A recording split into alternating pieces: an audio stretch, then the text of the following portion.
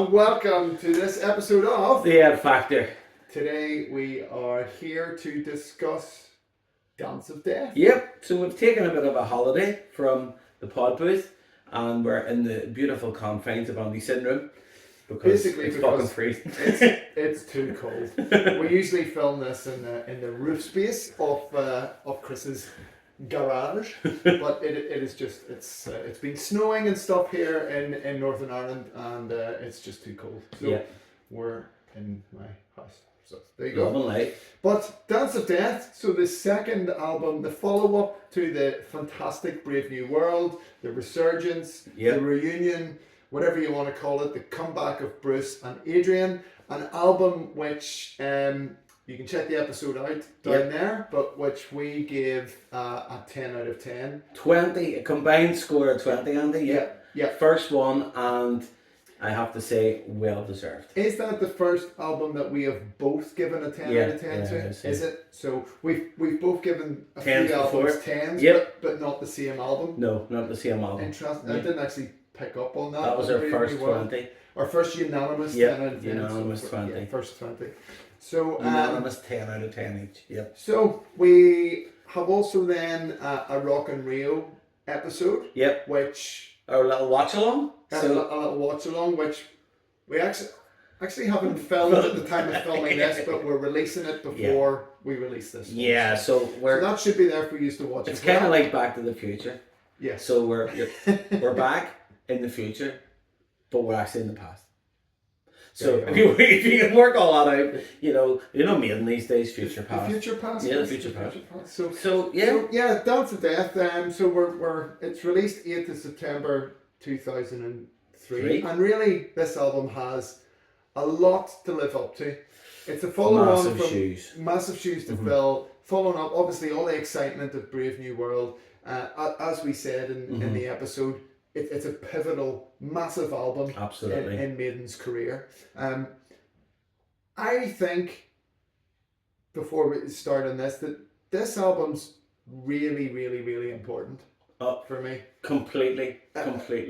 Because it's kind of is the reunion a flash in the pan? Yeah. Or is this band here to stay? Yeah. They've something to prove in this one. They do have something to prove in this one. Yeah, they do. So is my take on it. Just before we get into the meat and potatoes of the album. Yeah, so we had May 2000, right? Then we've waited 3 and a bit long years for this next release. In the interim, we had Rock and Rio. Yeah. We also then had in 2002 Edward the Great. Yes, the Greatest Hits compilation. So the Greatest Hits, the second Greatest Hits compilation. They had played maybe not as many shows, but to more people. Yeah. So loads and loads of people. That was also nearly 1 million, I think. Yeah. Sorry to interrupt. And I didn't check this beforehand. Am I right in thinking that the Give Me Ed Till I'm Dead tour was? Is that the clip? Then before this? I don't know. Was that the Clive Burr thing? Yeah. You rang me. Played Out of the Silent Planet over the phone. No, that was definitely 2001. No, that was literally before they went over to Rio. Right. So it was. Jeez, I don't know. Give me a tell. That was before they did Rock and Rio. Yeah. Literally by a week or so. That week gig, it was a warm up. Shepherd's Bush. But I think. You'll have to forgive us for not having we haven't done enough research, clearly. I think they might have done a bad book. Because Maiden are doing they're doing their greatest hits, their history tours, and then new album tour. Yeah. History tour, new album tour. So I think it was Ed Hunter, Brave New World, Give Me Ed Till I'm Dead, Dance of Death, Death on the Road, whatever you want to call it. So I think they might have done that before, but we may be wrong. Anyway, we could be wrong. Recorded February 2003 at Sarm West Studio in London.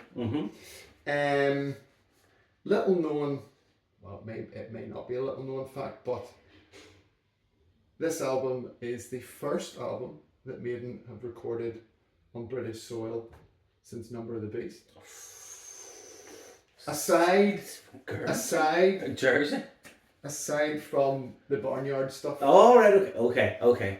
We have to count that or discount that. What do we do? Should we count that or discount that? First, so proper proper recording. Yeah. So it's the first album Adrian Smith will have recorded on British soil with Maiden. Yep. Since Number of the Beast. Yep. Mm-hmm. Yeah. It's the first studio album. Yeah. Because I don't really count the barnyard as a studio. It's like home recordings. And we've done that to death. So I thought that was an interesting fact though. And first single was released the 1st of September. So back in the day of singles and stuff like that. And I think I have it somewhere. An album clocking in 67 minutes 57 seconds, but we'll get stuck into the track. Let's get tore into the first track. The Wildest Dreams. Wildest Dreams, yes. A Smith-Harris combo. 3 minutes 52. And very interestingly, Nico finishes by saying, "Oh, fucked it," at the end of Brave New World. What do we hear when we first turn it on? Oh, dude, no! Straight in with Nico. Yep. I love the first thing I get about this is it's a top count in and the sense of build. 1 guitar, 2 guitars, 3 guitars playing the riff. I love that. Yeah. I love that. You know, it's like they're all just switching on. Yeah. One at a time type of gives thing. Gives you eye. It does. It's as the song itself.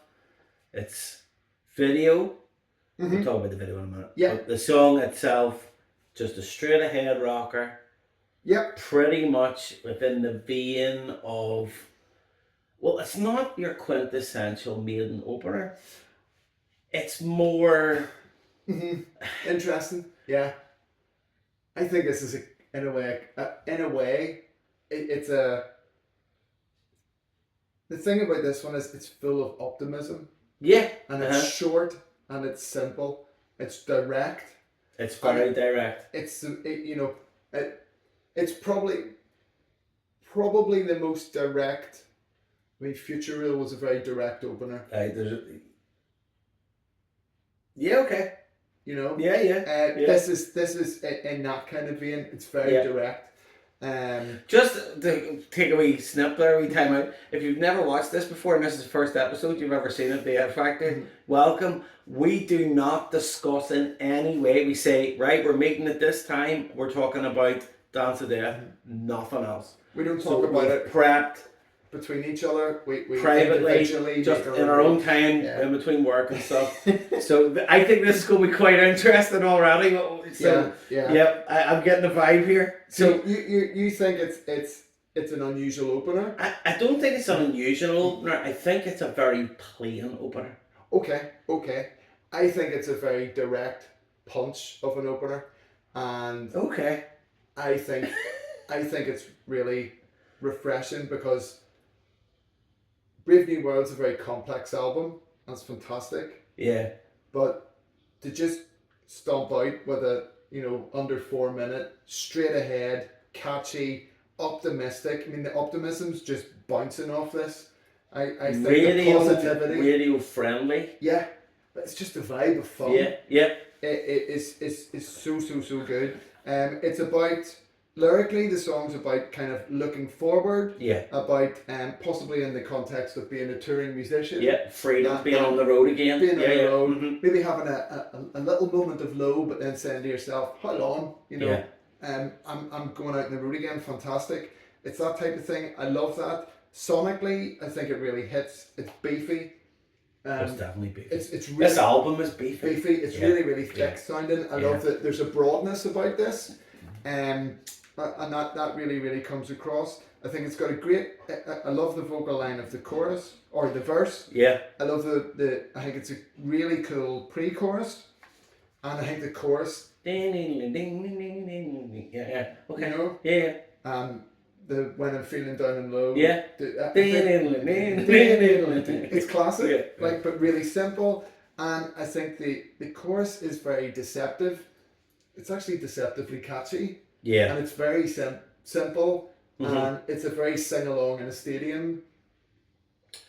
Yes. You're at a gig, you're singing this, Mm-hmm. it's hands in the air type thing. I think it's got a sublime little solo from H. It does. And I really like the breakdown. The breakdown that I'm going to get away, I'm going to break away. But and then the build up for that final chorus. Yeah.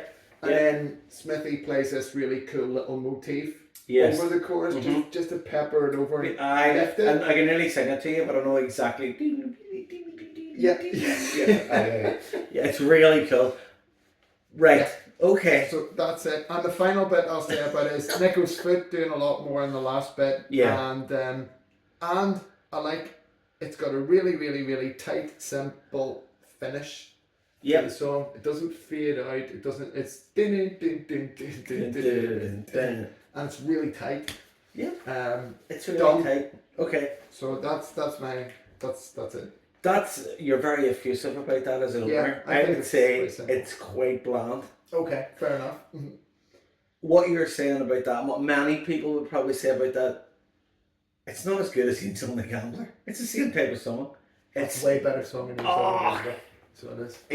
I have a soft spot for Angel and the Gambler. I think this is a radio-friendly airplay. Let's have a crack at this. Let's make something that we're going to try and get on the radio. It's not quintessentially Maiden. There are little flourishes and little sprinkles. The Wicker Man, more hard, more intense. This is, it kind of sits by itself. It's a slap. It's not a punch. I think this is more in the vein of musically like a Prowler, Charlotte the Harlot, those type of short, sharp, uplifting kind of Maiden songs. It is very uplifting. It is very early days. That's the way I see it, rather than a more commercial attempt. It's just that vibe. That's the vibe I get off it. But interesting that you think. Yeah, it's one of those things. It's one of those things that I think that I was probably. I can remember getting this. I can remember putting it on in the car, and I liked the song, but it didn't hit the same way as Wicker Man. You can't say it hit the same way as Wicker Man. No, I don't think it's. It doesn't hit the same way 2 Minutes does, or Aces High, or Invaders, or. So if I think it's better than Invaders. What? Yeah. Right. Okay. Well, what? Yeah. I think it is. Yeah. Okay. Right. Have to agree to disagree. But that's okay. Yeah, that's fine. That's okay. I like the breakdown. I do. It's decent, but it's not setting me on fire. Fair enough. Yep. So we'll go on to track 2. Track 2 is Rainmaker, which is a Dickie Murray Aris. number. Good to see a bit of Davey on the album so early. 3 minutes 48. Yep. Another short. Another short singly. Let's aim this one a bit more, a bit harder. Slightly harder and direct. It's really direct again. I love the riff. Some cool, straight in. Yeah. And it's a cool riff. Yeah. Yeah, it is. It's. I think I prefer this one. It's more technical. Yeah. So and that's funny because, as I've already said in this episode, I love Angel and the Gambler. Yeah. As a curio, this is, we're getting more. I really like the verse in this. It's brilliant. So I do. I really like the verse in this. Love the opening riff. Yeah, it's cool. It's more hard. I honestly think they should have switched these two around. Okay, you think the album should have kicked off with Rainmaker first? Rainmaker? Okay, interesting. I would have put. I actually think Wildest Dream should have got at the very end. Right. Do you know what I mean? Yeah, because it is so optimistic. But this is a far better. It's the second part of it. If the vocals are more interesting, melodically, I think it has its DNA in. Forgive me for saying this. I think this song would have really improved Fear of the Dark. That sort of era. Right. I think almost any song. Well, I suppose me farting in a biscuit tin would have improved for me. Yeah. Hello. We've just been attacked by a dog. By a rabid dog. Hey, on you go, Pepper. Come here. Get out of it. Get monkey. The perils of not recording. Don't work with children or animals. But she'll be back. Probably. Anyway, I know she probably loves Rainmaker. But you think it would improve that album? Some great twin leads on it as well. Mm-hmm. And as a song, I quite like the video. Didn't like the video of Wildest Dreams. Didn't talk about that. I thought it was shite. We didn't talk about that. Daft. The computer thing. Yeah, it was daft. It reminded me of the pod racing in the front. That's what it reminded me of. It reminded me of pod racing. This is better. It's more of its time. Yeah. What do you think about this one?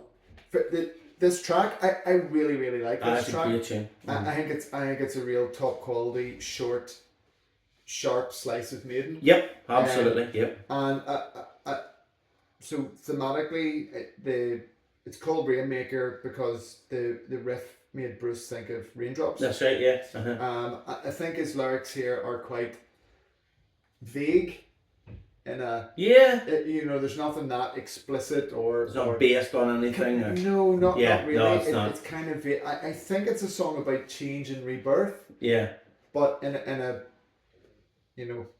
kind of guessing way. But there's a couple of things I do also like. I like the repeated motifs. Yeah. So even lyrically as well as musically. Mm-hmm. So you tell me. Mm-hmm. You tell me, you tell me at Yeah. the start of each of those lines, and then and I know, and I dream, and the cracks. Yeah, those lyrics sing to me back more than the first track. Dream. Yeah, definitely. Yeah. I think they're really smart lyrics. So this is a Maiden song. Yeah, I think another band could have recorded Wildest Dreams, and it would have made me feel the exact same way. Interesting. Okay. This is more of a Maiden song. It's classic Maiden. Just the way Bruce lifts his voice. Like he's bringing that right. He's bringing his range right up, and and then the chorus is good. Yeah. No, I think I would agree with that. It's more of probably a classic Maiden track. I think this is the type of song you could potentially drop onto Peace of Mind and it wouldn't be out of place. Aye. It's a bit Sun and Steel. Yeah. Maybe a bit. So those kind of short, absolutely type of tracks with repetitive bits, hooks. There's guitar hooks, and it's just very well arranged, very smart. I'd say those little motifs in the lyrics are really, really smart. A real ripping solo from Smiley. Yeah. And then a triple lead. Yeah. And then an outro chorus, and that's it. Yeah. And I think that this is the most direct, simple 1-2 opener punch. Slap. I know you said this is slap, but for me, the 1-2 punch that Maiden have attempted since No Prayer for the Dying with Tail Gunner and Unholy Smoke, which are quite two very straightforward songs. Rockers, I think you'd have to go quite a long way back to think of two songs that are so straightforward and so short that open an album. Is it a slate cleaner? Do you think both? Do you think looking at it in hindsight, are these two songs, the position the way they are and the way they are, and their position in the track listing, to set up a new album as opposed to be a response to the previous album? It probably, I think it probably is. I think you have a point there. Potentially, because Brave New World is extremely progressive. A lot of long songs on it. Yeah. And hence, one thing I don't have written down here is timings. Have you the timings? I have the timings. Yeah. So that's kind of why I like that as an This is very interesting. Two very short, straightforward singles. This is not going to be a straightforward episode. No, it's not. It's not. You have sort of changed my sort of thinking about that. I think maybe they've done this to erase the taste of the album before, and not in a bad way. It's like being out and having the best night out of your life, Brave New World. Like you wake up in the morning and you want to just have a cup of tea and watch a TV. Yeah. For a wee while and then start again. I think it's, you know what I mean? Also potentially an awareness that it's a fantastic album. Actually, when you look at the tracks, there's only 2 short-ish tracks, which are the Wicker Man and the Quite a long time as well. And maybe they've went, well, how long? Maybe we should have a few more shorter tracks. Yeah, it's been quite a long time. That's all right, I think. So okay, potentially, that's. But I like that as 2 openers. I think it's 2 strong openers. I do agree that Rainmaker is the better of the 2. Yeah. Though, but for me, and sonically, they both sound great. The album sounds great. The sound quality of Kevin Shirley, I think it's a fantastic job. There's some people say about they're not too keen on the drum sound in this, but I think it sounds great. So there'll be a song later on. Fucking drum sound outstanding, and you know what we're talking about. But track number 3, No More Lies, and we're back, and we're on to more familiar progressive territory. And we're back.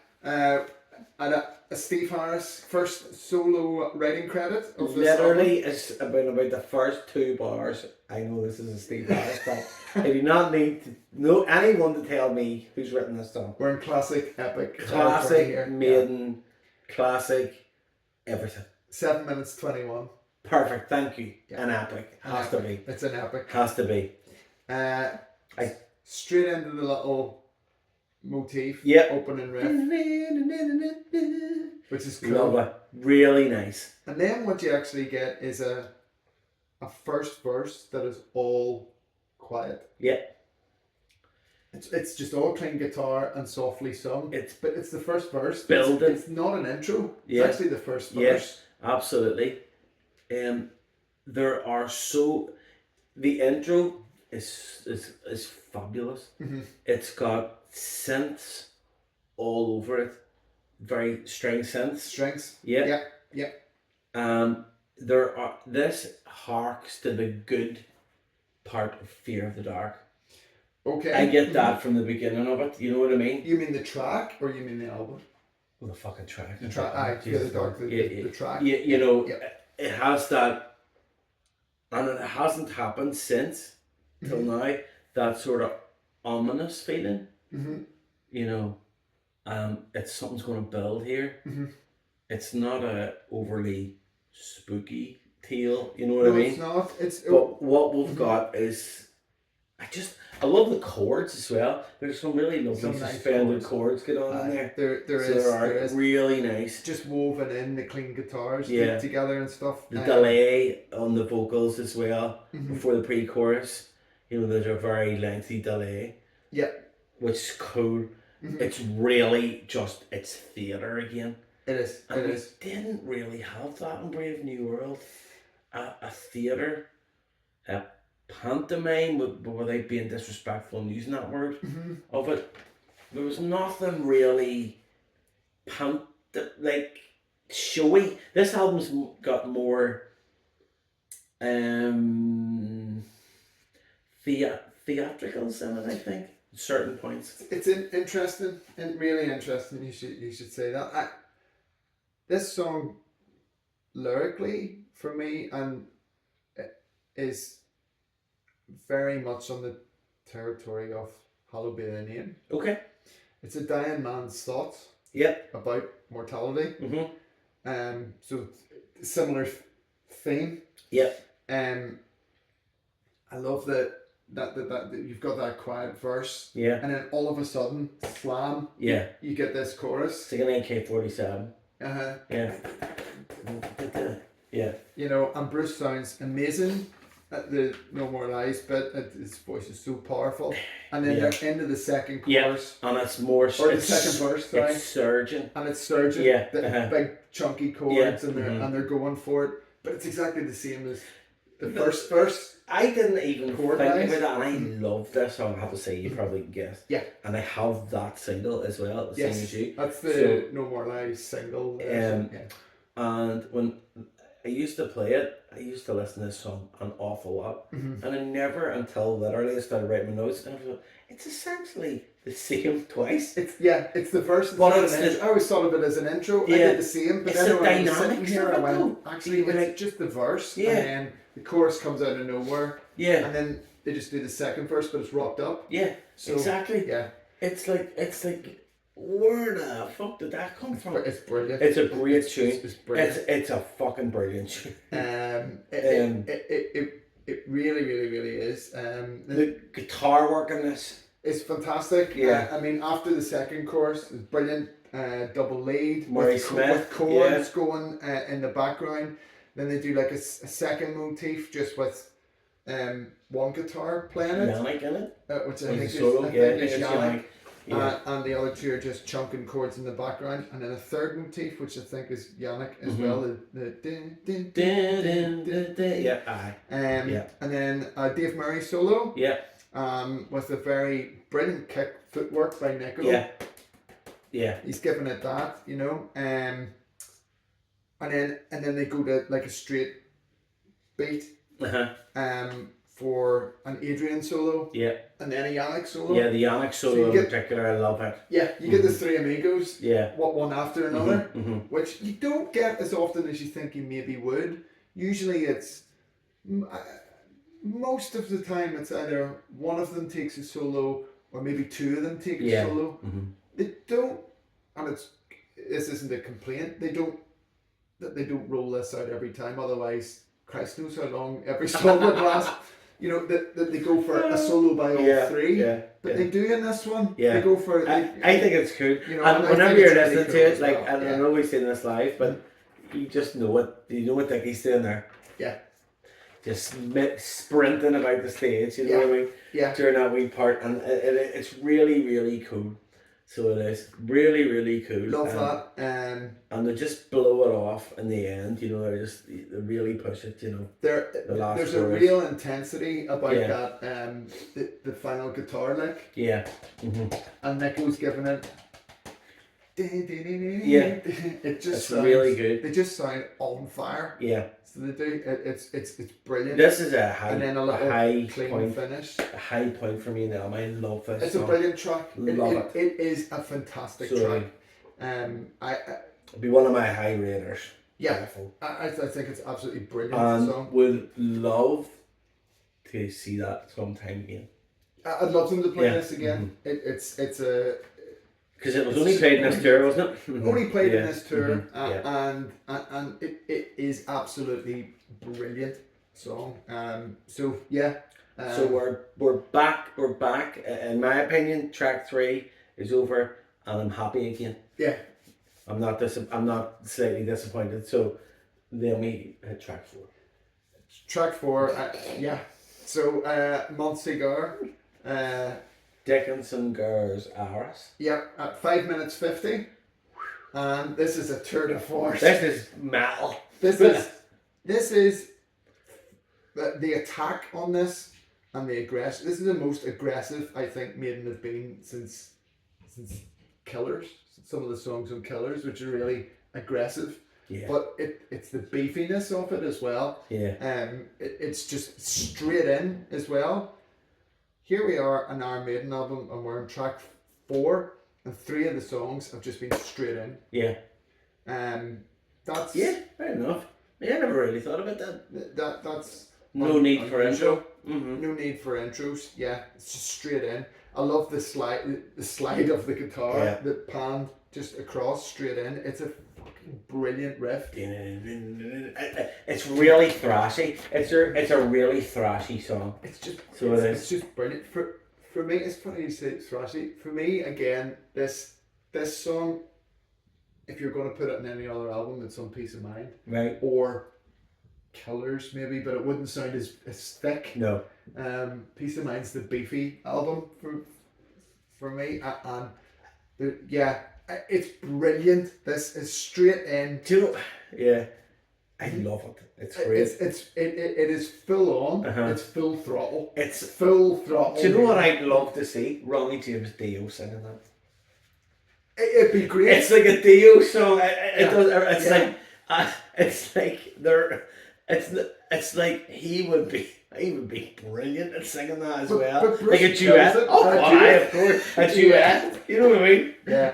It's really like it's got the chorus is that urgency of like Kill the King. Mm-hmm. Yes. You know? Yes. Yeah. And I just hear that and I think that's really fucking good because we talked before about Yannick, who's in here. Yeah. And is obviously influenced by Rainbow, by Deep Purple. Yes. Very much so.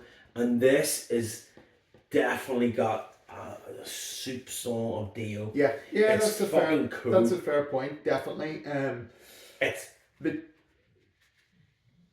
a beast of a tune. It's a beast of a tune. It's an absolute monster. The guitar work on it is stunning. The three guitars, the way they weave together. Yeah. So the first half of the verse, the guitars are all playing a different thing. Yeah. Mm-hmm. So they are each of the three of them. One is kind of sitting central, quite low in the mix, playing the chords, and then one is over on this ear, playing each note of the chord, and the other one's kind of doing, I think, two notes, that kind of a thing. It just sounds epic though. It's brilliant. And then halfway through the verse, they all just switch to just fucking chugging the chords together. You know, that build up thing. There's a real sense of build in each absolutely. It's a little bit.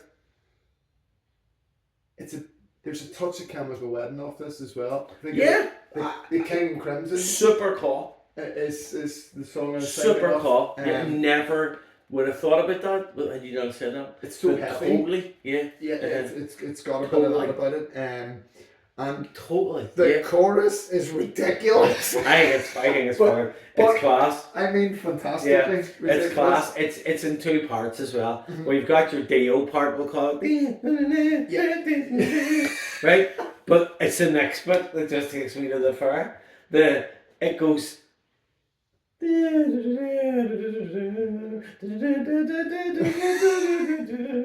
It's that bit that goes up in the second part. I laugh when I listen to it. It's Blood the walls of the citadel. It's class. No, you know the next part. It's like a sea shanty, I think. Oh yeah. I can't remember all the lyrics.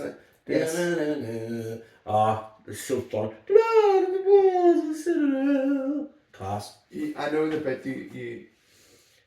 Very good. You mean the shanty aspect? There's more going on in this tune really than the first three put together. It's I've written here. It's an awesome chorus. Extremely busy, but yet it works. Yeah. It's a kitchen sink Maiden. It's a kitchen sink Maiden song. It is right. There's a lot going on in the verses and in the chorus. It's a very busy vocal line. Yeah. Absolutely. I think the delivery vocally in the verse is brilliant. It's Bruce being very heavy. No, we would have criticised raspy, but he's not raspy, but he's doing that kind of. See, when he gets that thing right, and I think it's when he's not over. I think. I'm not criticising it. No, it sounds great. He's actually got it right. It sounds great here because he's not overdoing that. Because he's like real drip, real vitriol in them words. You know. Which is it's a great tool that he has in his vocal armory. Yeah. I think it's theatre. And I think the issue we had was on No Prayer for the Down and Fear the Dark. He's doing it all the time. Yeah, he's trying to be Brian Johnson. And there's not. Therefore, there isn't all the powerful singing. I mean, this is full throttle, powerful vocals. Yeah. So you just need to pepper that raspy thing in there. Have it there in the ammo. Yeah. Don't go full clip. Exactly. And it just works brilliantly. Great solo from Yannick. Yeah. and then a triple lead attack I've written. It's awesome. Then there's a great gear change, which Nico instigates with a kick drum, where they go into a bit. It's a little bit like Dream of Mars. Yeah. It's a little bit Dream of Mars-esque. But who cares? It still rocks. And it needs it. And it needs it. And I absolutely love the outro chorus because it's guitar harmonies everywhere. Yeah, it is. It's with the over the vocal line, you know, it's really, really, really cool.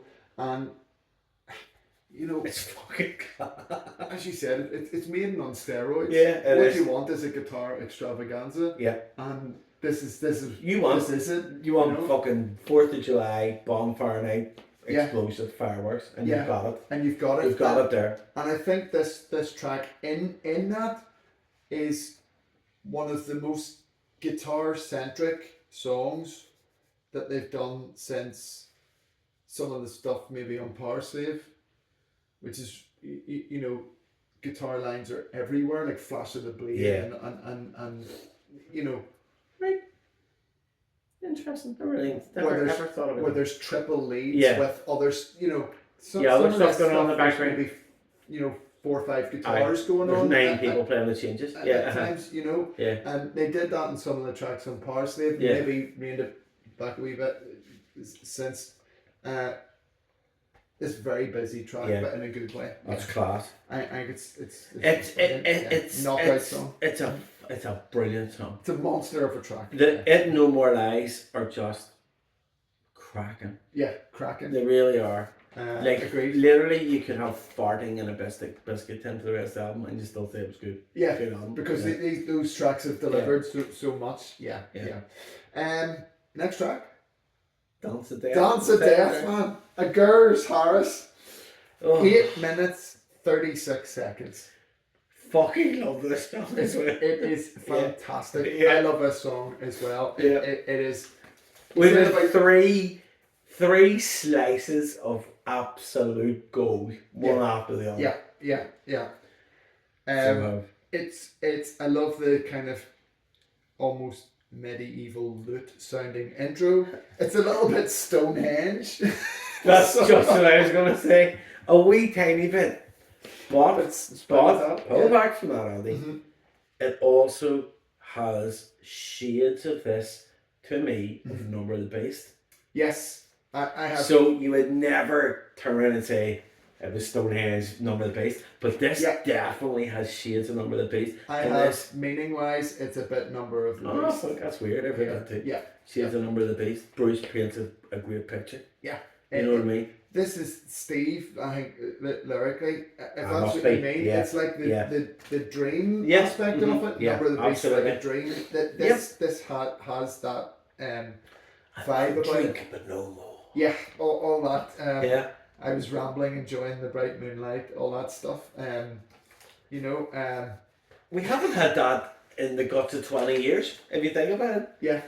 And what we have is, you know, Steve's obviously frighteningly creative anyway, and this is it, and I think he's just having fun.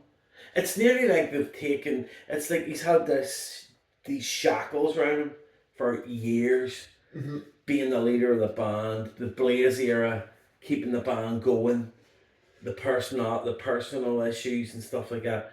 This is the title track, and it has nothing but unbridled fun and the spark of creativity in it. Didn't he wear him?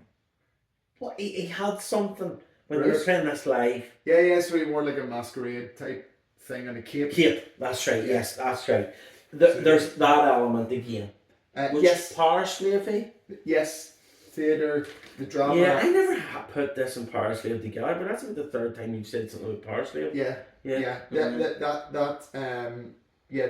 Definitely. I was in a trend. Fucking class. I love it.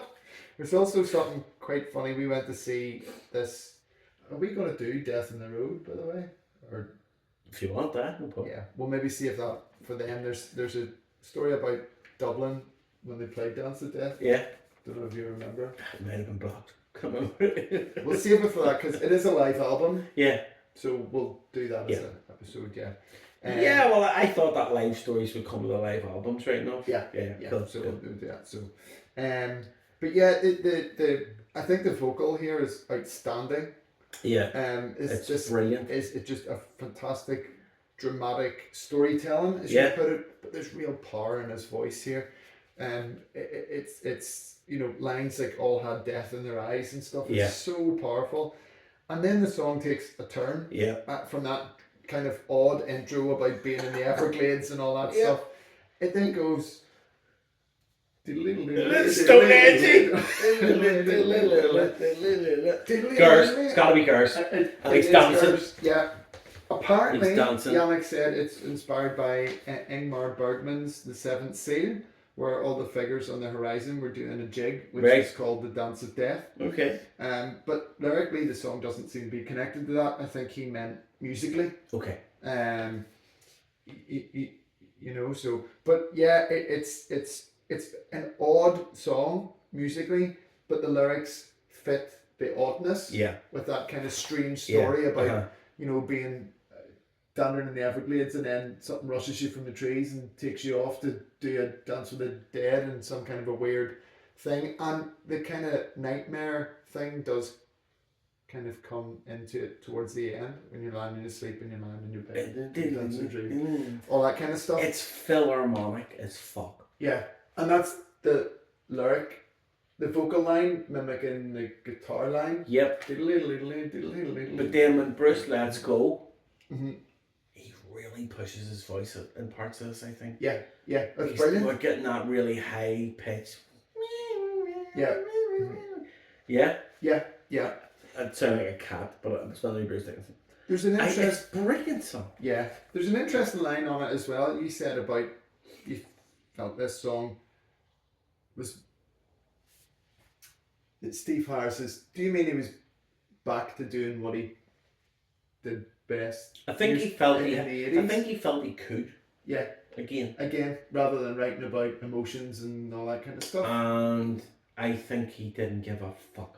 Yeah, this is just unbridled. This is just what I want to write. What? Yeah, interesting. This is me, and this is what I'm into, and you will like it, or I don't care. I love that, Yeah. I love that he has that freedom again. Do you think that, and this may be looking way too much into it, but because Bruce is singing it, it struck me this way. Do you think the line "and the blaze of the fire did no hurt upon me as I walked under the coals" is in any way a nod to that? No. It always came across to me that way, that Bruce might. But I'll be fucking listening to it on the way home. So I was thinking about that now. Bruce does emphasise the word blaze when he sings it, and I just kind of thought, I wonder if Bruce kind of be going, did no damage to me, that I don't know. But I think it's a fantastic. Fuck you. Fuck you. But in a cool way, because it's like another brilliant call. Another era. There's an Easter egg for you, folks. Easter egg. That's me not sleeping tonight. Do you think? Maybe he did. Maybe. Fuck. Write that on. Cheers, right on. Brilliant song, highlight album. Brilliant song, a highlight. We've had 3 absolute crackers in a row. Yeah. Worth the buy already. Yeah. Okay. Yeah. So anything else is a bonus. In my opinion. I mean those are 3 top quality, out of the park tracks there. Next up then, track number 6. Gates of Tomorrow. Another Dickie Garzaras. Yeah. 5 minutes 12. A slightly Tail Gunner-esque intro to this, or Lord of the Flies-esque. Lord of the Flies intro I've written here. Yeah. So Blackmore. Yeah. So girls are the guitar. Girls doing that kind of a staccato type thing, if you want to call it that. It's upbeat again. Kind of musically, you're more direct. I love the double vocal of the verse. Yes. It is brilliant. It's weird. The verse cool is fantastic. Yeah. And the verse of this song and the chorus, I think, could sit on Somewhere in Time. That's the vibe I get off it. It's a little bit of that, and there's also a nod, I think, here to Roy Z's production, because the chorus, very rarely have Maiden layered up a chorus with huge harmonies in the Kevin Shirley era. Right. This is a time that they did. Right. Did it in Martin Birch's era all the time, but they don't really do it that much now. The choruses tend to be... there's not a lot of harmonies going on. They do it sometimes, but sparingly. This is one of the biggest vocal mix wise and harmonies wise. It's one of the biggest choruses they've done. Okay. In the post 2000 era. Right. You know, production wise, it's very Roy Z-esque to me. Also. And I do think the verse is great. Right. And I think it's a pretty cool pre-chorus. I think the chorus is cool as well. Then a fizzing solo from Yannick, which finishes which it's a solo, but then it has a cool little melody in it. But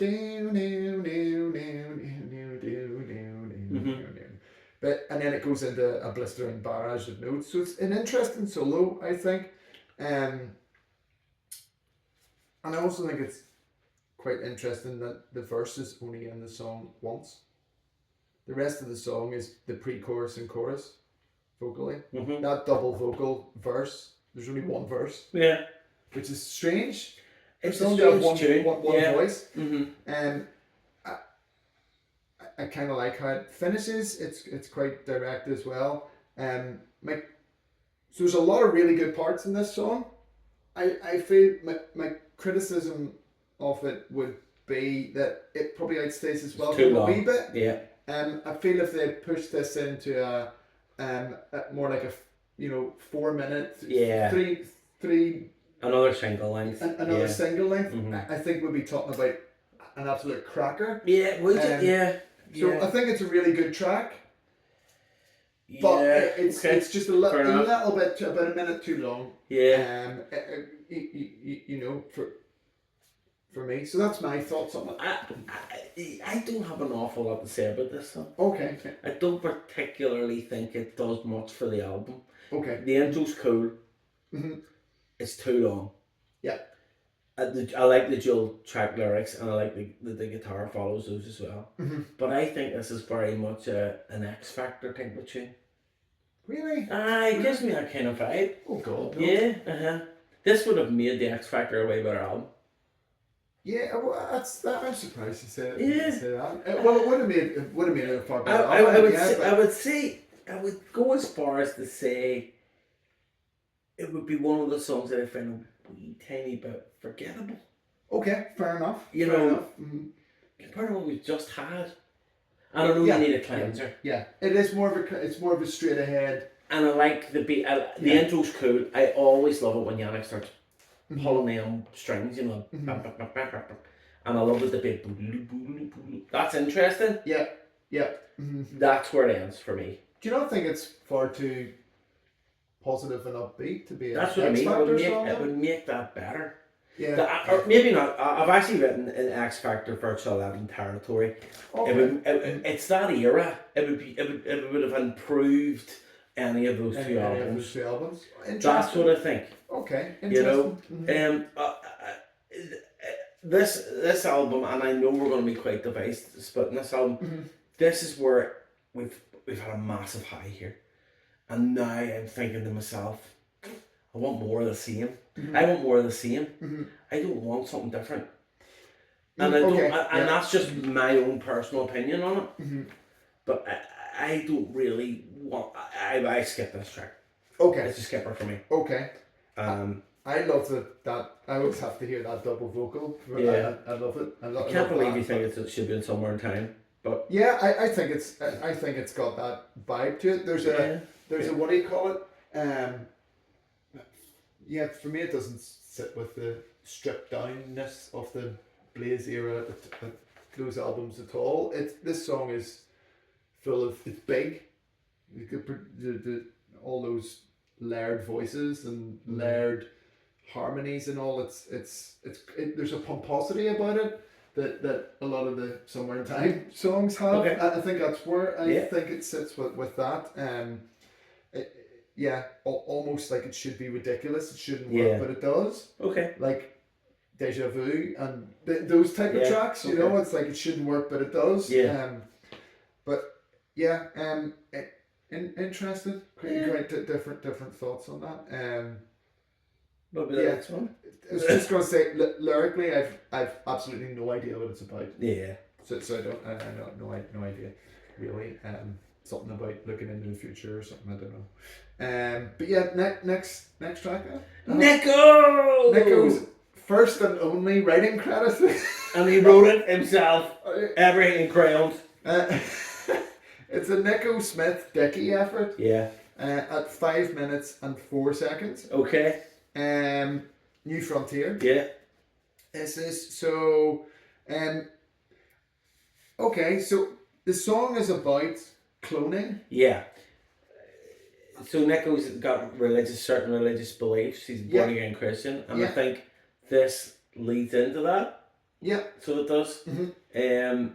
It has something to say. It has something to say about the opposition to us ever cloning human beings. Yeah, and I suppose this is around the time of Dolly the sheep and all that there. Yeah.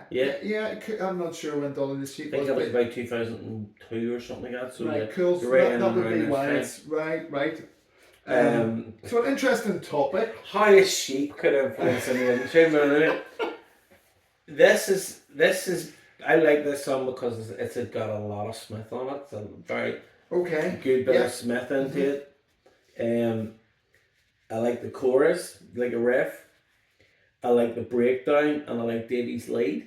Okay. Right. Mm-hmm. I think it's quintessentially though. It's an album track. Okay. Yeah. So we're still in that, in my opinion, that little trough. So yeah, I think this is an album track. Yeah. I've kind of mixed feelings about parts of. I think there's good parts of this song. Yeah. But I think it's a weaker song than Gates of Tomorrow. Okay. Personally, I think it's straight in. Can I just say? There's no intro. It's straight in. Yeah. I think the opening riff, and the kind of riff, again the positivity. Yeah. Of it, which is a recurring theme in this album. There's real confidence and positivity. Yeah. And a fun bounce off a lot of these, particularly the shorter tracks. Yeah. And that's the kind of vibe you get off the band. So that's there. Interesting themes lyrically. There's talks about there's something to say. There's talks about suicide and recycle again. You know, it's like questioning the value of life if we can just do that. And so yeah, that's kind of interesting. I think that ironically, for it being one of the weaker tracks in the album, actually the vocal during the verse is pretty stunning. Yeah. It's a fantastic vocal. Yeah. I think what really lets the song down is the chorus. For me, is really disappointing. Yeah. It's bland. It's bland. But there's Smithy's playing a wee riff on the top. I think it's pretty good. He is, but I just think like vocally and that I think you've got straight in intro, a kind of cool, chargy, Charlotte the Harlot-esque upbeat riff. And then you've got this brilliant vocal line. I think the lyrics are cool, and then pre-chorus is alright, and then it's like, oh. Yeah. For me, the chorus is just a big disappointment. Yeah. It's just like, could they not have come up with something better? Yeah. So that's for me what lets the track down. It's an okay midsection. There's a nice solo from Smithy with a dive bomb and all this kind of stuff, and a bit of wah in there. I just think it needed a far better chorus. I thought Dave Murray played the lead in it. You might be right. I thought it was Smithy. I was giving it a real listen. I thought it might have been Dave Murray, but I do like the lead's cool. But the lead's cool. Yeah, cool. whoever played it, it's a cool one. Must check that actually. Vocal hook, I just think is really disappointing in the chorus, and I think the song also does overstay its welcome. It's 5 minutes, and I don't think it needs to be. I think it should be more like the opening 2 tracks, like 3.5. With 3.5, 4. Yeah. So for me, not one of the best tracks. No, no, me either. But we can quickly hit the skip button. Yeah. To what's next? To what is next, because I think we'll both be in full agreement on this one. Yep, absolutely. Passendale, Maiden. track number 8. Maiden Passendale. Yeah. A Smith Harris. Yep. At 8 minutes 27. Absolutely. So we're under not long enough. Second epic of the album. Yep. And I mean, it's kind of hard to talk about this. Yeah, it is kind of hard because there's so much you can almost overdo it. So, I mean, the first thing I would say would be that there's quite a lot of firsts on this album. Mm-hmm.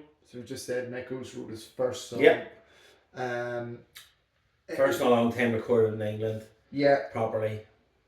It's also, this is Adrian Smith entering epic territory. Yeah. Mm-hmm. Yeah. Yep. And I think this is an extremely important track for the band and the trajectory that the band go on. Totally. You could nearly say that this song paints the next album. It does. 100%. I'm so glad you agree. It does. Yeah. It 100% does. Yeah. A Matter of Life and Death doesn't happen without this song. Absolutely. It's a fantastic song. I love it. The intro's class. The intro is sublime. Yeah. It's really unique. It's unique. Like the tap, kind of somehow haunting phrase. Yeah. Tapping you usually think of as, speed. Trying to be Eddie Van Halen. Yeah. No disrespect to EVH, he's a legend. Of course. But that's what you think of. Yeah. Or blistering solos. This is it done in a different. Yeah. It's used in a spectral. Yeah. It's just brilliant. And Nico tapping along in it. It's honestly, it gets you prepared for going over the top. Yeah. It's like you're hearing certain elements of British Army would have had a piper. Mm-hmm. It's nearly like you're listening to the drones starting. Yep. In the distance, that could be the ticking of a watch, ready to get the timing right to go over. Yeah. I think this is all the prep before you go over the top. Yeah, I think so too. It's the calm before the Passendale was a battle in the Battle of one of the battles of Ypres was a key battle, and we won in 1917. I think it was, wasn't it? Yep. So 31st of July to the 6th of November 1917 in Belgium. Wipers, as the soldiers called it. Right. But it's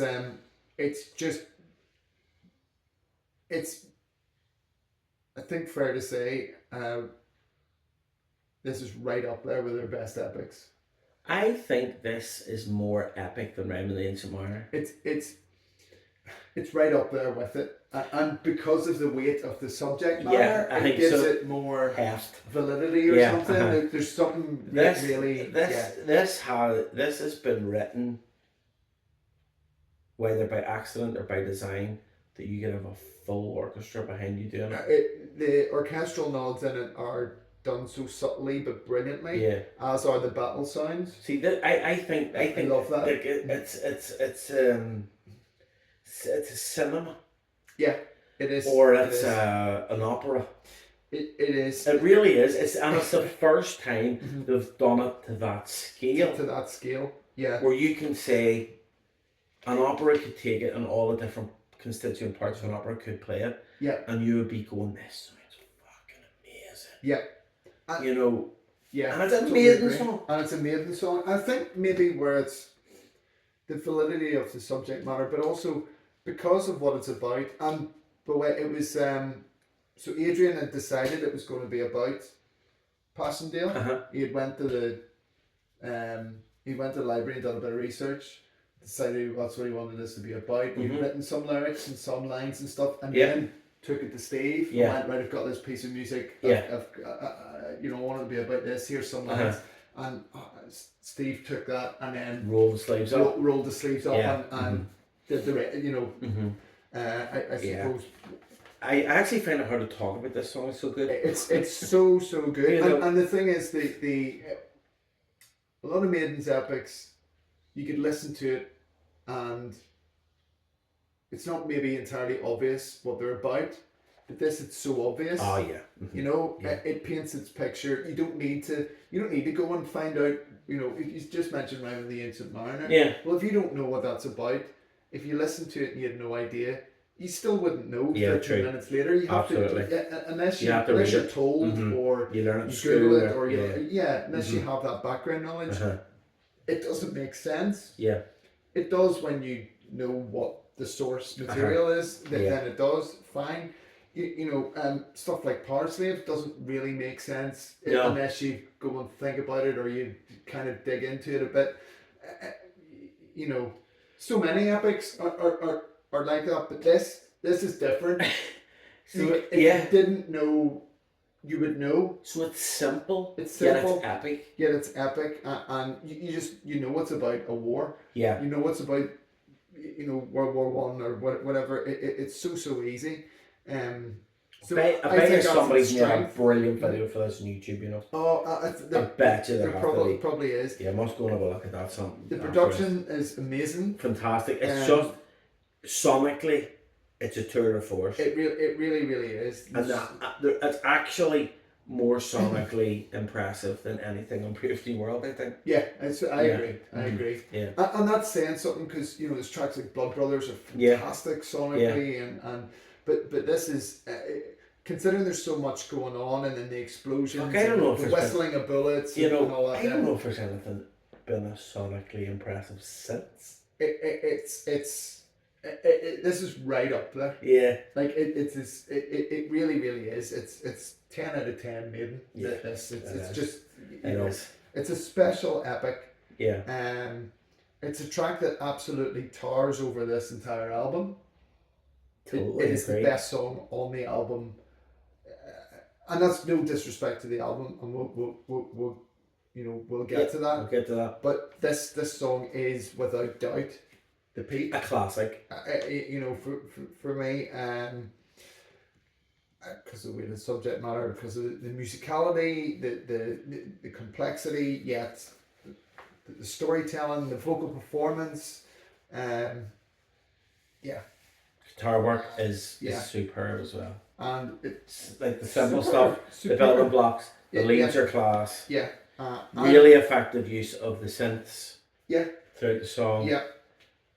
Again, and I think I've said this 2 or 3 times already, when we're getting into an epic, when they let Yannick off the lead, he delivers something special every time. So he does, and this is no there's no different. No different. That's outstanding. Somebody Adrian's working this is brilliant. But I think that's cool. That the lead in this for me is Yannick's, the one that stands out most to me, and they're so comfortable with each other. Let them go. It's not that I wrote the songs when I'm playing the lead. Yeah, it's not always like maybe that. They were never really about that. I suppose they really weren't, but they do. I think that's a great dynamic in the band. That they do that, and it's just such a significant track because it inspires a matter of life and death. The entire album. It really does. Stems from this song being just so strong. It is. I've got anything else to say. Stick your headphones on and listen to it. Push pause and fucking listen to it. Yeah, it's just. And then when you're done, come back because we're going to talk about another tune, which is another epic, Based in the Sand. Although it's 6 minutes 31 seconds, and it feels like an epic, but it's under our 7-minute barrier. Could you believe it? This is one of my personal highlights in this album. I think this is a brilliant song. Smith Harris Dickinson composition, and it's brilliant. The intro is gorgeous. I love the intro. It's such a. What's your favourite bit of the intro? The guitar bit that goes wow. Yeah, me too. Exactly the same. It's the bit you're going, whoa, where'd that come from? Where did that come from? It sounds like, so rich and classy. And you know what's coming. Yeah. Yeah, it's like you're on the boat and it's like you hear a Viking horn or something. I don't know. It's just guttural is the word we used the word here to describe it. It's like a force of nature or something. It's just brilliant. I think this song is kind of like Iraq War. Yeah, I think definitely it's good. She is an 9/11. Empires. I think Bruce has said the face in the sand motif is about you think that empires are permanent, but they're not. Yeah. Mm-hmm. They're faces in the sand. They disappear over time. It's that kind of a thing, be it the British Empire, the American Empire, he said, or whatever. Yep. So I like the imagery of that. That's a really strong title of a song. Oh God, This is it's the song itself. I think is quite relentless. It really is fucking cool. I mean, you've got that intro, but then it's in. Yeah. And the strings. Yeah. Are really epic, and the first and I think only time that Nico uses a double kick pedal. Yeah, exactly. So what's the interview with Nico? I don't know if you watched that. I sent you. I think it was after Nico had announced this thing. It's him going through his drum set. And all. Yeah, it's quite a long interview, like, and he's talking about his kit and all kinds of things, and he mentions that about facing the sand. And Adrian said to him, you have to play a double kick in this, and he was like, oh, I'm not playing that, type thing. He went, well, no, sorry, I correct myself. Adrian said, it needs to go like that. Constant, And Nico said, do you think I am? I can't do that. And Adrian said, of course you can. And he said, look, I appreciate you saying that. I haven't faced it on me, but trust me, my foot will fall off. There's no way I can do that for 6.5 minutes or whatever it was. You can't do that. No. You know? And because give Lars a bet. Because because of the nature of it as well. He talks about, the single foot and how you would use it, and how you just for a matter of seconds with a drum roll give yourself a rest. Yeah. And it's amazing how such a short break allows you to go again when you're going. But this song, it's too. You couldn't do that, as you say, it's relentless. It's you need a double kick to do it. So he got a double kick to do this song. But what I would say as well, for someone who hasn't used a double kick, they've got it. It's very. Is it to do with the throws of the two pedals? Well, if you're using one's close and one's far away. 2 feet when you're not used to using 2 feet for. I mean, he uses 2 feet because he uses a hi-hat and the other one, but using them both for his kick pedal. Obviously you have to have the tension set. He sets them very, very tight. Yeah. But you still got to make it even-handed. You can't be hitting one harder than the other. Otherwise it'll sound. It won't sound consistent. But it sounds very. It's very, very consistent. It's very consistent. So it's a great piece of drumming. It's a great piece of drumming. It does feel epic, this song. Yeah. It's a brilliant song. Brilliant song. Love the lyrics are great. Mm-hmm. There's one more thing I would say about this. Oh, 2 more things I'd say about this song. It speeds up. Yeah. And I may be looking too much into it, but I've always thought, does this song speed up? Because the song's kind of like about things spiraling out of control. And the song speeds up like a spiraling out of control. Yeah. I hope that's why they did it. Otherwise, it speeds up quite a lot. Yeah. So I'm thinking, is it an intentional speeding up? Yeah, I think the whole sort of thinking behind the song is, as you're quite rightly saying, that spiraling out of control. Yeah. And it's like you're on carbon no brakes. I think I genuinely think it's exactly what it is. And it's a cool way of it's cool. It's like that falling down across. the stairs. Totally. And it's also the first and only whoa on the album. And towards the end, whoa. It's the only one of those, isn't it? I didn't even really pick up on it. Yeah, you're quite right. So yeah, I think this is a fantastic track. Yeah, I love it. It's a great song. It's one of my favourite tracks now. Yeah. So it's brilliant. Great track. Anything else to say? Sorry, I probably no, because I started it off. No, I do. I just think, I love the intro. I just love the way I love the build of the intro, and then that fucking bit with the guitar. Yeah. Just sends me like it really. It's spine tingling, it's amazing. Isn't it? Yeah. It's so amazing. it is. It's like it's like a war cry. Yeah. You know what I mean? Yeah. No, not really. It's a brilliant song. It's very sad that it's not an extra 30 seconds longer or 10 seconds longer. To be an epic, to be classed as an epic, and to be this is Ed Factor. Yeah, and again, it's another first. So we've another first-ish coming up, but next track. Happy to go on the next track. Yeah, just I suppose the last thing on Face in the Sand is, how do you follow Passendale without it being a slump, and yet they do it? Exactly. Good call. Very good call. Great song. So next track is track number 10. Yep. Age of Innocence. And Murray Harris, and it's 6 minutes 10. Yep. Now, unfortunately, I'd like to hear your thoughts on this one. It's shite. Yeah. I think this is a I don't shite know much to song. say about this at all. I've written shite. You mentioned Fear of the Dark earlier. Well, unfortunately, I think this is a song that belongs in Fear of the Dark because it's shite. With Weekend Warrior. And this song should be a B-side. It's just unimaginative riff. It doesn't need to be on it. Adds, I mean, you said one of the other songs was The Gates Tomorrow or New Frontier or something that didn't really add much to the album. Yeah. This adds nothing to the album at all. This is poor. I just written Davey is all over it, but doesn't stop it from being anything other than ordinary. Yeah, it's just. Yeah. I think it's. And we love Dave. Yeah.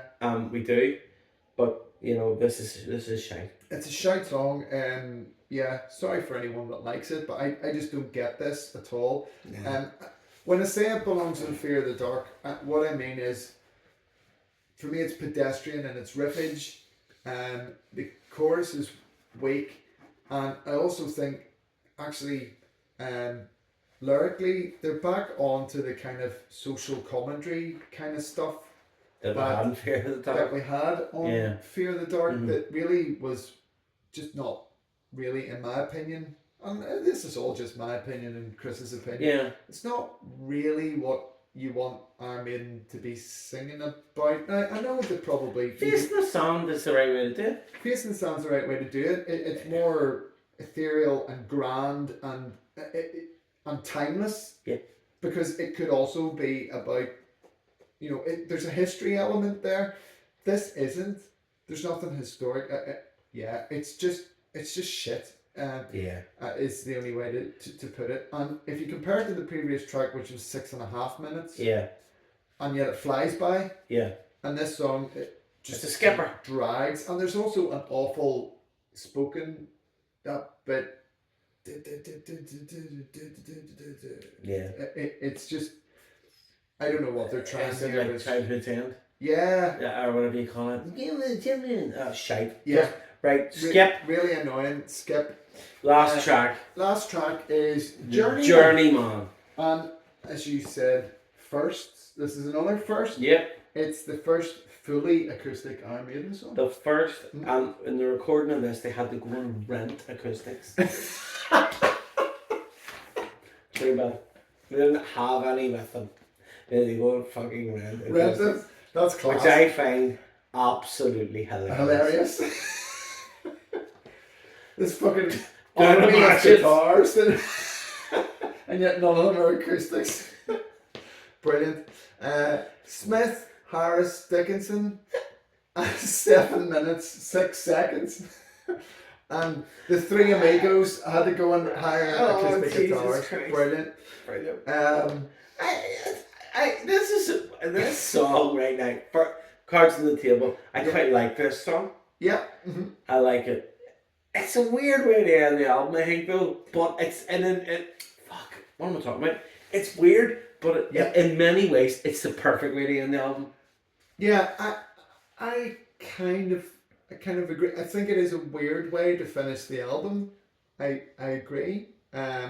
So the song's kind of lyrically, it's good. I think it's got some really great moments in it. This song. Yeah, the melody of the verse is beautiful. It's beautiful. It really, really is. And you don't. This album's quite. Yes. This is a spot where you just go, oh. Yeah. Yes. Which is lovely. Mm-hmm. You know, the message in the song, lyrically, I like it. It's like, you know, fuck you. Mm-hmm. Yeah. You know what I mean? It's about life's journey. Yeah. Is it like and I'll do what I want. I'll do what I want. It's almost like killing the name off, but not in that way. Yeah. You know? Yeah, I agreed. Bruce sounds great. I think probably for him, in his mind, he's thinking, well, this is the kind of stuff I wanted to do after Power Slave and Somewhere in Time. He's all told me it was bonkers. Yeah. And finally he's kind of got to there. Yeah. In a way, you said it, an odd way to finish the album. We also had a similar discussion or similar comment about Accident at Birth. Yeah. Which finished off with Ark of Space, which we thought it's a good song, but it's a slightly odd way to finish off such a rocking album. So same thoughts on that. I do kind of think how, you know, speaking of Bruce's solo work, he does these kind of tracks very well in his solo stuff with Roy. Yep. You know, Tears of the Dragon, this, that, and the other. I do kind of think would this song not have been better with a rocked up chorus? So part of me feels that it's a little bit. Okay. It's acoustic all the way through. I get it. But do you ever want Iron Maiden to be acoustic all the way through? No. You don't. You know. No, so I get that. I get what you're saying, and I do get that. Is there not one of the B-sides has it wrapped up? No. One of the B-sides has a electric version. So the song was electric, and then they ran down around a few acoustics. Yeah. So there is that kind of. I think it kind of misses the light and shade. The dynamism, it needs that. And for me, it makes it a bit better. Songs that, you know, if you think of the next album, Out of the Shadows. Yeah. Or the album out of that, after that, Coming Home. Yes. Those songs, that's the song that puts me in kind of mind of Coming Home. You know, but those I think are better songs because you've got these light, lovely verses and then a big chorus. Yeah. Which is rocked up. Yeah. And suits Bruce's voice. Yeah. Because when he sings full on, for me it works better when it's rocking. Yeah. So that would be my only criticism. I think interlude wise, it's beautiful. Yeah. Some of the bits are lovely, it's strings and stuff like that. But does the song miss a gear change a bit? I think it does. You know what? It's nice, but it drifts a little bit. It's a fair point. It's it's just a strange way to end it. What we need at the end is the thin line between love and hate, or Facing the Sun. Facing the Sun would have been a closer for me personally.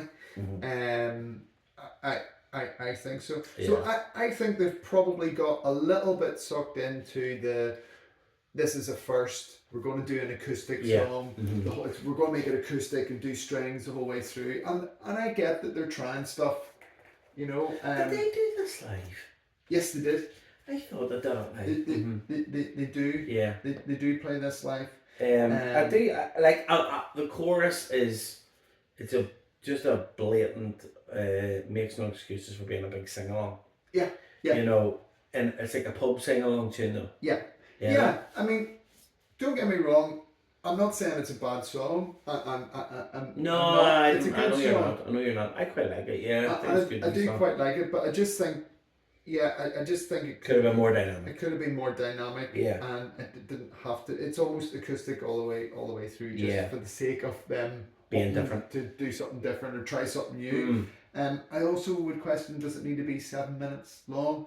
You know, for me, if you compare the previous album, when if they tried something different, Blood Brothers. Yeah. But it's a so much better song. I know this isn't trying to be Blood Brothers, but no, it's not. As far as it's a softer song on the album, Blood Brothers is just way better. Yeah. There's a lot more musicality, a lot more light and shade. Yeah. So a strange song. I think maybe for Maiden, but I haven't got that much more to say about it. Me either. Like that, yeah. Push stop and let's have a look at the fucking cover. Let's have a look at the artwork. Right, on to the artwork then. Yes.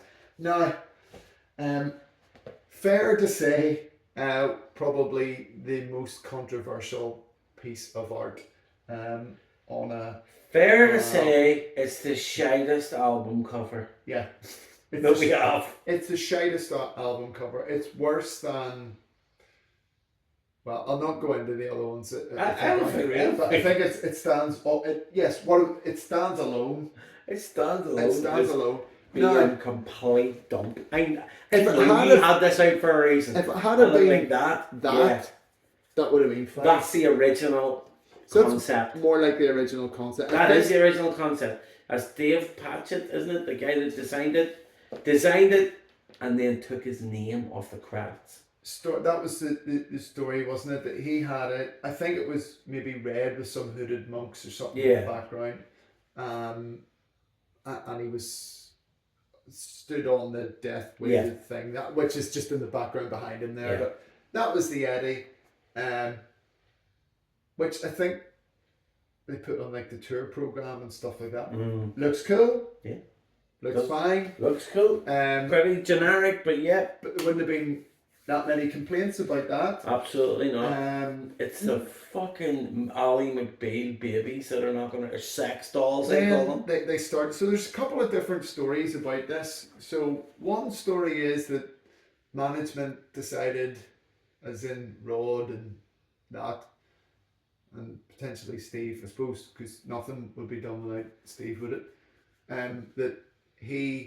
That they thought it wasn't busy enough, wasn't enough going on, and they got someone from Maiden Towers to put all these figures in it, and then showed to the artist, and the artist said, "No, it looks terrible. I don't want. No, just take the name off it if you're going to put it out like that." It's slightly different from the story in What Does This Button Do? And What Does This Button Do? Which Bruce's recollection of it is that. The replaceables weren't this. It was like a mock-up. Yeah. You know, and I we'll fix that later. And the artist was showing, what I'm going to do is this, that, and the other. Now I wonder, was the artist going to do something? I mean, the photographs in the sleeve of this album are cool looking. Yeah. All the masquerade stuff and all, and they've got like the women and stuff like that, but it's like swirly, like they're not quite there. Yeah. I kind of wondered, was it going to be something like that? Figures, all weird figures around it, but whatever the artist had in mind, Steve Harris looked at the thing with the placeholders, as you call them, the mock-up, and went, "Oh no, that looks great. I want it like that." And the artist went, "Well, no. If you're putting it out like that, take my name off it." So, the cover of Edward the Great is fucking cool looking. Yeah, well, it's better than that. You know, it is. It's a terrible cover. What would they think? I don't really know. I don't know. And at least it's like somebody left a whole load of blow up dolls from a stag do knocking about round alley. It just cheapens it. It just cheapens it. I can't even look at it. I blanked it from my memory. Yeah, it's really, really shit looking album art. And fair play to Bruce for in the book saying it looks shit. Yeah. And didn't he say, I've got the books in the other room, didn't he say that it kind of, the artwork gives credibility, and we're always known for iconic art. Yeah. I was disappointed with that, But disappointed with the album. I think most Maiden fans are. I suppose don't really have that much more to say about it. It's just kind of disappointing. We're just wasting our time talking about something which is shite. Yeah. Another thing, I would say some Maiden fans for those. There's a red T-shirt like that, which is pretty cool, I think. Yeah. I have no problem with the Eddie is dead. Yeah, it's all the stuff around it is the problem. It's just some people, I think, hardcore Riggs fans maybe a little bit. Death is always in all the Derek Riggs stuff. In the background. And yet to have Eddie as Death was maybe a bit shouldn't it be? But I didn't have an issue with that. I think it was actually quite a cool thing to have Eddie as Death. Why not? So yeah, the album cover to me looks a billion times better with it just being that. That would be a far better album cover. Yeah, or that on the red background. Yeah, just without those shitty figures around it. It's just I don't think many fans would have had an issue with it like that. So that's another couple of Eddies in the album. The Wildest Dreams. The top hat thing. Yeah. I think that looked fine. I don't know. And see what they're trying to do with the videos were in a different. The word was a bit different then. The pod race thing, the racing thing and all. Yeah. I thought it was all right. I thought it was all right. I look at it and I just think of Monopoly. A top hat and a wee fucking car. Fair enough. But I think the Rainmaker Eddie looked quite cool. Yeah. I think that's a cool video. Yeah, it's cool. Actually, it's definitely of its time. It's very modern. Yeah. And far more in keeping with actually the Wicker Man video. Yep, absolutely. One of their better videos. And I like that the artwork is just a screen grab kind of from that video. Didn't look up who directed the Rainmaker video, so if you know, add a comment there. Meant to do that, but that's the Eddies really.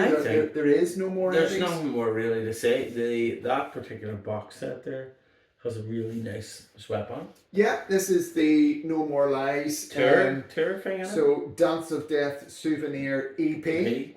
Which features version of Blood, probably. Orchestral version, so No More Lies original album version, Passchendaele orchestral version, Journeyman electric version. Right there on, okay. So which must actually get a listen to see if it's a bit more rocked up. It is. I think it is better, isn't it? God, that's like new. It's like brand new, and you get nice little. Mine's stinking. And maybe a sweatband in there. I've worn mine to every gig since.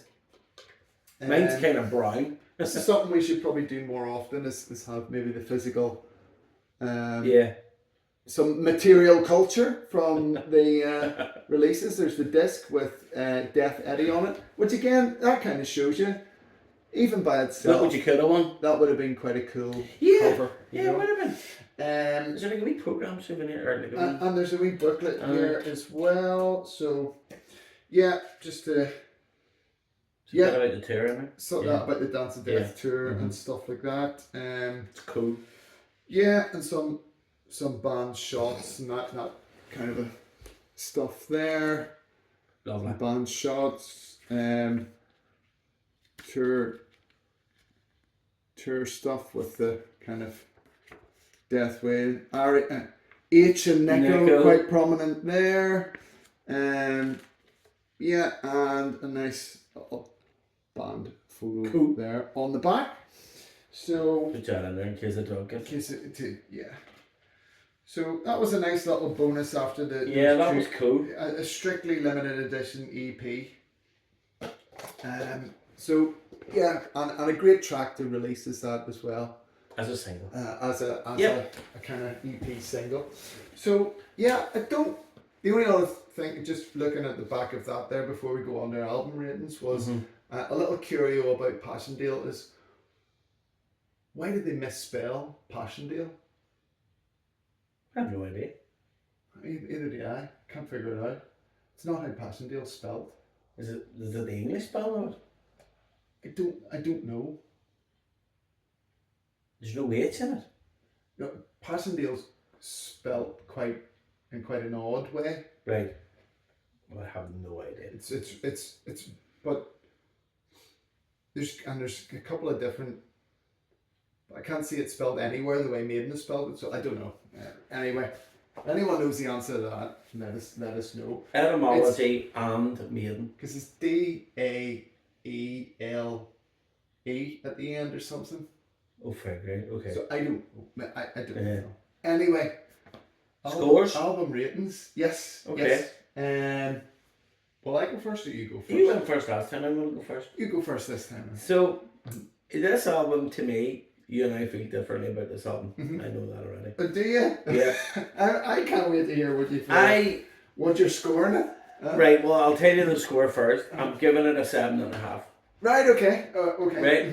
Mm-hmm. I'm giving it a 7.5 because I think it's definitely not as good as Brave New World. Mm-hmm. Okay? Mm-hmm. The highs aren't as high as they should be apart from Passendale. And the lows aren't as low as they should be, as they could be. Mm-hmm. So what it means to me is that it's quite a middling album. Okay. Right? Okay. Mm-hmm. I take on board what you said about it being, they needed an answer. Yeah. Mm-hmm. And I think to myself, at the time, it was good enough. Mm-hmm. Mm-hmm. But I do think it's bookended. Okay. By better albums, better quality stuff. Mm-hmm. I find the shorter. I do think that I don't particularly have any great love for the first two songs, and I don't have any great love for the two songs that follow, Dance of Death. Yeah. Yeah. The rest of it, so you've got those two, and you've got Age of Innocence. So that's half the album. I think is okay. Okay, fair enough. With okay to shite, right? Mm-hmm. Yeah. The other half is superb, mm-hmm. right? Mm-hmm. So there's some real high spots in this album. Yeah. I really like Journeyman. Out of them all, it's probably out of those five, mm-hmm. it's the one I probably would rate the lowest. Mm-hmm. But you still think it's really strong. I still think it's a great tune, and it's interesting, and it's quite cool. So it does the pantomime really well. Mm-hmm. It does the classic really, really well. Mm-hmm. It does the new really, really well. Mm-hmm. And with Passendale, it paints that picture. Yeah. For the next album. Yes. So that's why I'm giving it that. If Passendale was not, I would probably give it lower. Okay. Yeah. Okay. Yeah. But, that makes sense. But it's an outstanding track. It's outstanding. Yeah. And it was enough. Mm-hmm. Mm-hmm. It delivered enough. So it delivered enough for you to go, yes, Maiden. Yeah, it delivered enough. But have I listened to that album in the past 15 years? No. Right. Okay. Interesting. Haven't. Mm-hmm. Haven't. Right. I've listened to Brave New World tons of times. Yeah. Okay. I've listened to the sort of post 2000 output. Some of the other albums. A lot, shall we say? Yeah. Mm-hmm. But not this one. But not this one. Okay. Yeah. That's all I really have to say. But 7.5 is still a strong score. Yeah, good album, absolutely. Yeah. Okay. Right. Interesting. Yeah. What are you going for? So I'm going to give this 8.5. Fuck, I think you give it more. There you go. Right. Okay. I'm going to give it 8.5. You're going to give it a 9. And 8.5's still fair. Very strong. Yeah. So I think that this album, the first 5 songs of this album, it's brilliant. Yeah, okay. I like the 2 openers. You do, yeah. I think they're really strong, and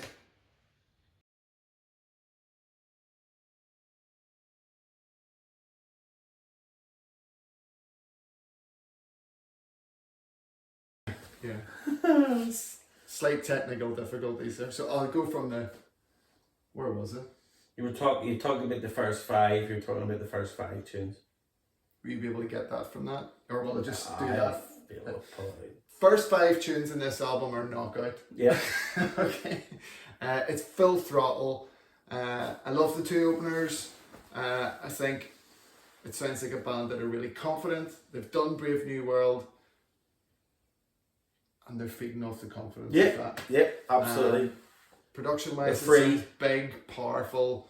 And I think this is a band that sounds confident and is also willing to try new things. Yeah, absolutely. Well. Yeah. So I'm not scared. Not scared. Take a risk. That it's the next logical step from Brave New World. Okay. I think also with the consciousness that all the songs were very long on that album. Yeah. And hence there's some shorter, more direct tracks here. Yeah. And I like that. I do. The Maiden being proggy is great. Don't get me wrong, but them overdoing it, I think it works best when it's balanced. Is this the last album?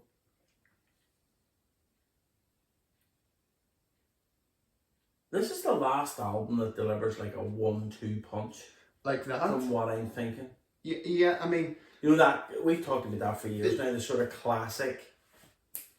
Yeah, I mean, I think next we've got Different Worlds, it's a rocker, isn't it? It's a short enough rocker. Then you've got These Colours Don't Run, which is longer. Then go to the next album, you've Satellite 15, which is weird, and then so I mean, the band gets increasingly progressive. Yeah, that's it. And songs are getting longer and longer. It's kind of like that. It's kind of like with clothes. Very interestingly, they've picked up on that. They've fed off probably the Renaissance. Yeah.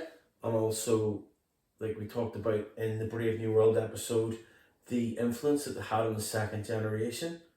And the second generation at this time were not writing 7-8 minute long songs. No. So what they're doing is they're cutting it in with those type of boys as well. Yeah. Because that's what the metal buying public wanted, which is absolutely fine. Why would you not do that? So I think this is kind of really, a crossroads really strong album. Blend. Yeah, a crossroad album, but not in the negative sense. No, not in a negative sense at all. So I think it takes those really interesting. Shorter slices of the kind of Sun and Steel-esque tracks, like Rainmaker or something like that. Yeah, and then put it alongside the Passion Deals, the Face in the Sand. So I think it does that brilliantly. Yeah. And I love the full throttle nature of this. I also think to have 5, arguably 6, Gates of Tomorrow, if it just had been a bit shorter, you would have been in the first half of the album is just brilliant. Yeah. I think just those first 5 tracks are just brilliant, and I listen to it a lot. I do. Yeah. I feel like it's just knockout. 8.5 is as high as I can give it because its flaws are New Frontier shouldn't be on the album. It's not great. It's such a disappointing chorus. Yeah. And it doesn't add anything to the album. So for me, I'd have ditched that track. Okay. Age of Innocence is shit. So it's by far the weakest track, and we both agree on that. It just shouldn't be on there. So I always skip it. It's boring. It's boring. It's crap. It's just nowhere near the caliber of any other song, even the next weakest song. Yeah. That's nowhere near it. Aye. And that's about quality control is the only thing. So I guess it's their quality control that lets this album down, not any of the songs that are on the album. Aye. For me, if you had maybe taken those 2 tracks off, and the other song I think is maybe questionable is actually Journeyman, in that I feel it should be electric. I feel it should probably be electric, and it'd be a better song. Okay. I feel like it's been made acoustic just for the sake of, we're going to push ourselves and do something we've never done before. But actually, it's not really, I don't really want Iron Maiden to do, I'm fairly eclectic in my music, but you are? I don't, it's just a little bit pedestrian for me. I find it drags on a little bit. It's nice and all that there, but No, not for me, and certainly not to close such a. I don't think it closes the album, but it's very out of place as a song on the album. Yeah. Okay. Yeah. It's an odd closer. An odd closer. Odd to have it on the album. With that in mind, if this album was a track listing of Wildest Dreams, Rainmaker, No More Lies, Montsegur, Dance of Death, Gates of Tomorrow, Passendale, and Facing the Sand, that would have been a classic 10 out of 10 album. Yeah, it would have been. So it would have. I would have definitely rated that highly. Because it's a really better album. Wildest Dreams for me, probably the weakest track for me. Yeah. But you could put up with a 3.5 minute. Don't think there's nothing wrong with it. There's nothing wrong with it. But that for me, so just drop Age of Innocence, drop Journeyman, drop New Frontier. Doesn't the age of CDs have a lot to answer for? Yeah, and that's what it is. That would have been the album they released in the 80s. Yeah, on an LP. I think on an LP. You would have probably been down to more like the 45 minutes or something. I haven't counted it, but for me that would have been a 10 out of 10 if it had been that. Which goes to show that actually there's enough on there for it to be a classic, a great album. And it is a great album. It's just that, and I think we're in that era now, post 2000, where you're going to get this on some of the albums, where how Maiden are operating is it's kitchen sink. Yeah. And part of that, and one of the things I've learned about from doing these pods, is that I used to think that they had this master plan and the album was going to be this and that, but that's actually not how Iron Maiden work at all. No. I mean, they only have a matter of weeks to write. I True. think they had 7 songs ready for going into the studio, and they give themselves 5 or 6 weeks to write this. Steve says he doesn't write in the road at all, so they actually kind of build it into their calendar and go, right, there's a 5 or 6 week period. Need to book an album out here. We need to write. Yeah. Everyone write, and they write. I think they said they had 7 songs ready for going into the studio, and then the other 4 came about from being in the studio. Yeah. Yeah. So there's your 11 tracks, and they were in the studio for, again, it's weeks. It's not really a long time. No, so they're working at such pace, and they do work at such pace, and have always really done that. They don't really know any different. They don't know any different. The exception being the X Factor, is the album they took a long time over. But that's probably, I was going to say the excuse, but that's probably why there isn't maybe more of a quality control. Maybe they just think, well, fuck it. Maybe they haven't had the benefit of being able to sit back and go, actually that song isn't so good. I don't know. Goes against their ethic. Which they had from day one. But I don't think they're not ever going to put it out to a focus group. No, they should have known Age of Innocence wasn't good enough for that album. So yeah, then they should have known that the entirety of Fear of the Dark was a load of bollocks. Yeah, this is very true. Do you know what I mean? Like at the end of the day, and also, I don't know whether they have done this or not with this album. They always used to say this is the best album I've ever made. That only happens once or twice. Like, you can't catch lightning in a bottle. You can't say it with every album. No, you can't. Yeah. But I suppose any artist is I suppose, delighted with their latest work. The Eddie's shit as well. Shit. The Eddie is a disappointment. It's funny you should say that though, just about them saying, oh, it's the best thing. I was listening to an interview with Bruce, which is done for this album. And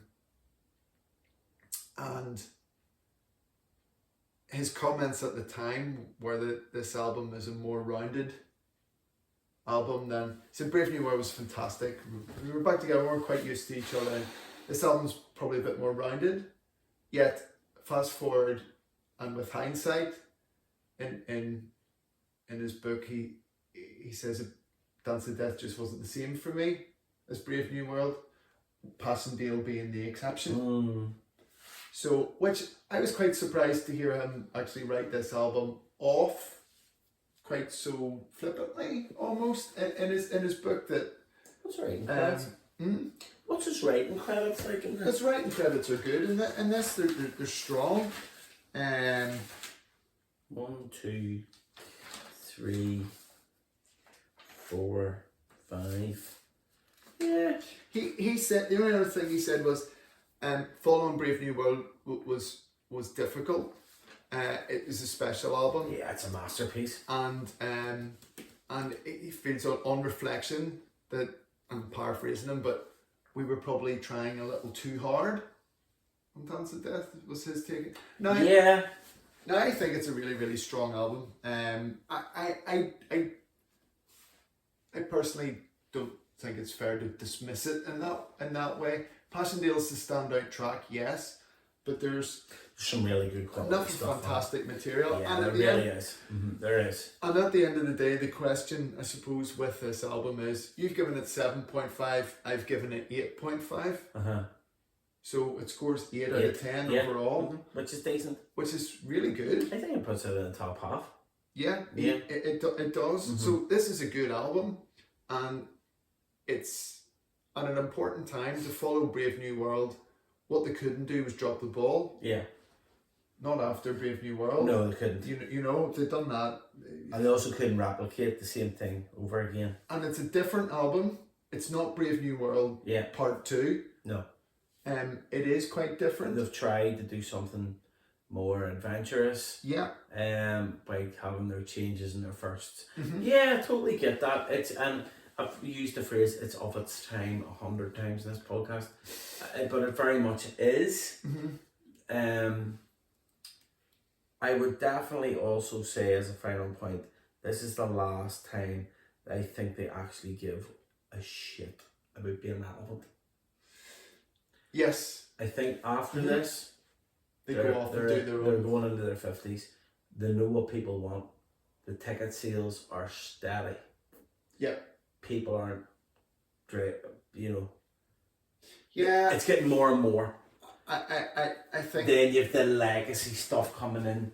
Like the early days is coming in after this. The early days tour. It's interesting. Do you know what I mean? What we have is we start to be reflective.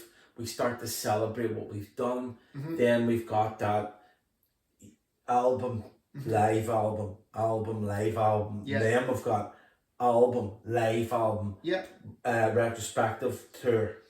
Album, live album, retrospective tour. Yeah, so I think that's, it's a really interesting point. It's probably because there's a few things at play there.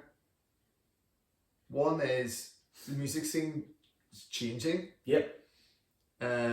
So probably their idea of, we'll write some singles and we'll write changes.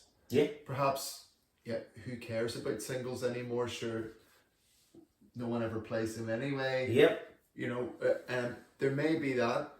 However, it may also be that, I mean, Adrian's kind of known for writing the more rocky commercial tunes. Whether that's fair, it's something we might examine in a pod actually and see whether that stacks up.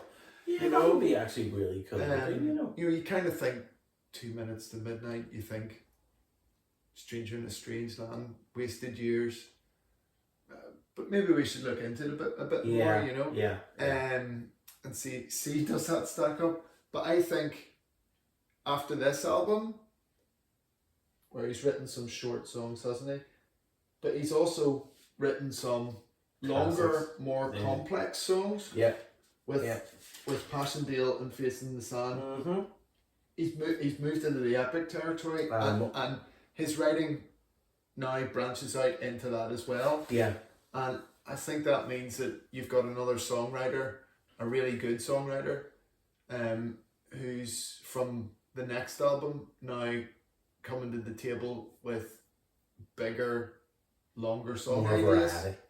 rather than always the short. Doesn't want to be pigeonholed. Yeah, and it's just started. He's opened up. He never really wrote that way epics before, and he's just written Passendale, and that's blew the doors open for another way of thinking about writing songs. I just think this album has cemented the future. Yes, and that's the key thing. That's the key thing. It does that, so it's okay. To do what you're doing. It achieves its goal. Yeah. Which is absolutely. It's a successful follow up to Brave New World. It is a successful follow up to Brave New World. Yeah. When you look at it, it's sold shifted tons of units. It was number one like 14 countries. It was critically acclaimed. Yeah. Really, it has done what it set out to do, and has provided a further stepping stone for the next 22 years. We're 2025 now. Yeah. It has just seen them that we turn into the setting sun. Mm-hmm. Yeah. It's a long journey to that sunset. Yeah, we're still not there yet, but it's this is the one.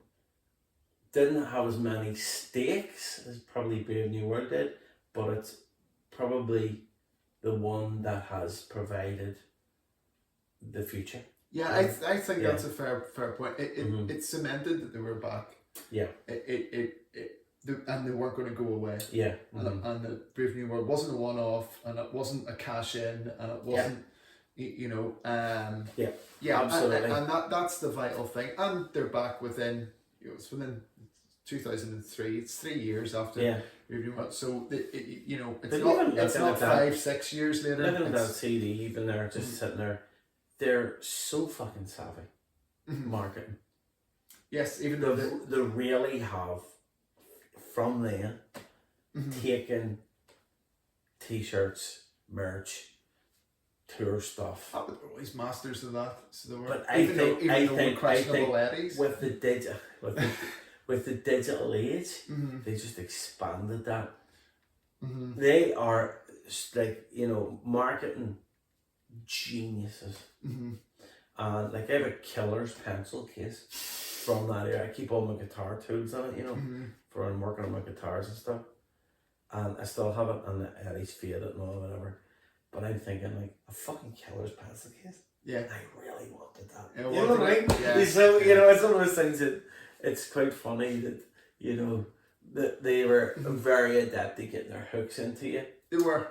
I have absolutely no problem with. Yeah. No, definitely. I just think it is. It is a shame with the quality control, but particularly the quality control in the artwork is a shame. Yeah.